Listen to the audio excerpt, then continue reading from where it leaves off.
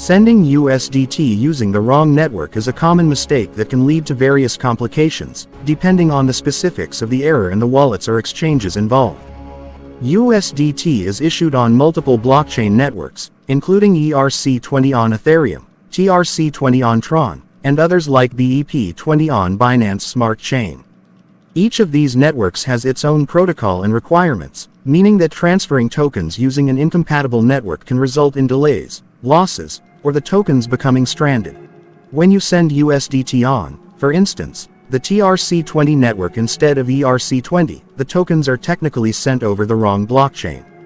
This happens because while the token value and identifier might be similar, the underlying blockchain infrastructure and the way addresses are interpreted differ significantly between networks. As a result, the receiving wallet or exchange might not recognize the transaction as valid on the intended network. In many cases, if the destination address is compatible with only one type of network, the transaction may appear as missing or unconfirmed in the intended recipient's system. This is because the wallet interface that expects ERC20 tokens may simply not detect tokens that have been recorded on a different blockchain, such as TRC20.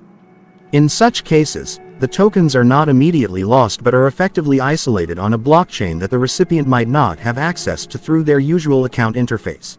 If you find yourself in this scenario, the first step is to verify the transaction details on a blockchain explorer for the network you mistakenly used.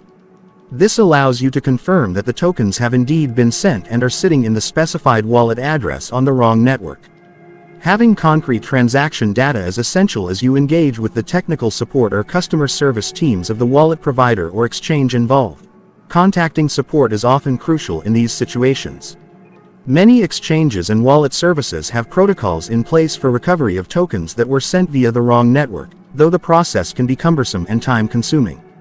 You will typically need to provide detailed transaction hashes, wallet addresses, and proof of the error.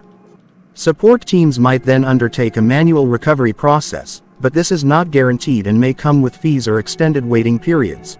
Another potential consequence is the possibility of incurring additional fees. Blockchain transactions, particularly those on Ethereum, often require gas fees, and if the recovery process requires a retransfer or bridging of assets between networks, further fees may be charged.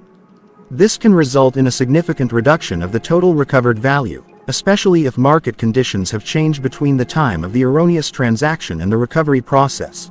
The differences between network protocols, such as confirmation times, fee structures, and security measures, can further complicate matters.